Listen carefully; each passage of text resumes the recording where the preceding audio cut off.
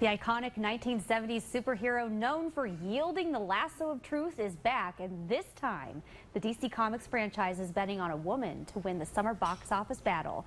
21 News movie critic Ty Landis is here with his thoughts on Wonder Woman. So what is the story about? You're so excited. You can't even wait to get in. So very simple in a way. A female princess comes to the world of man to become, like you said, the greatest female superhero. All right, let's take a look. Give us Dr. Maru's notebook.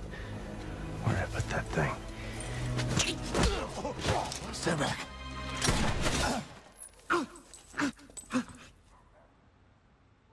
right, what did you think about this movie? Well, let's not bury the lead here. The thing I want to talk about most, because I am going to nitpick in a second, is how they nailed the central casting here of Gal Gadot, right? An Israeli actress who we've seen in Batman v Superman. She gets her own movie here, and they just nailed it because you could tell the charisma, the action prowess, the physical presence, and this is not a movie that's really, it's not like a man directed where it's looking at her in a sexified, sexist way, as her sexy moves and whatnot. She's allowed to be her own woman and move around, and we marvel at that. But what's great about her performance is how curious she is. You see what she's seeing and how it sort of molds her as this character. But I think a movie that's a little bit overlong, we talked about that. I think a little bit tedious early on, suffers from probably a villain problem, but gets to the core of what most people go to superhero movies for.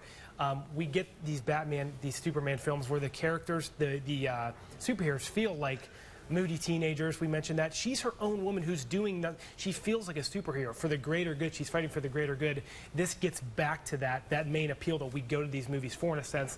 I think the action, a little bit jittery, the direction's not always crisp, and I think it takes probably 80 minutes before we get to that battlefield scene, that iconic moment where she's supposed to stand by.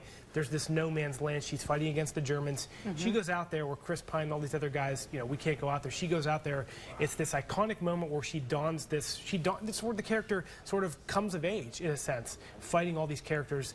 The iconic moments are here, which we knew we would have. But when they come, even though we knew to expect them, they really are breathtaking, not only because of Gal Gadot, the way she's shot, the way her performance is, but the way this is directed by a female. So we get those strong, empowering moments, which make it so good. Yeah, and if you're a history buff, I think you'd enjoy this as well. What's your grade? Well, a B-. I do think the movie is flawed, and I think it takes a while to get going. I think it works as a fish out of water story. She's learning things on the fly. Her chemistry with Chris Pine is certainly good, but Gadot and Pine, I think, are the reasons to see this. I think a little bit overlong, but I think you and I would both. I think you liked it a little bit more than I do because you did see this yesterday.